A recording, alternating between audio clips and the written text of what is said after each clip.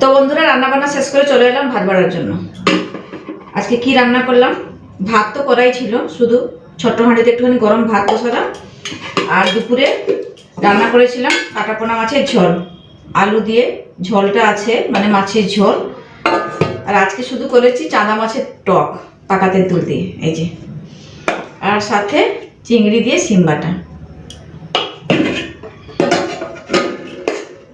এখন ভাতটা বেড়ে নিচ্ছি।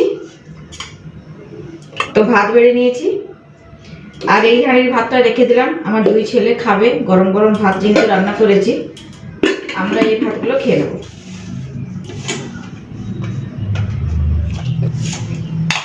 এখন এই যে নিয়ে নিচ্ছি শিম বাটা।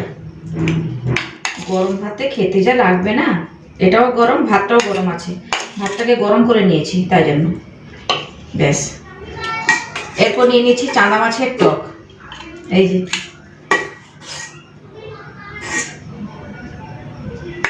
এই যে টক রান্নাটা দেখুন, দারুণ হয়েছে, দারুণ।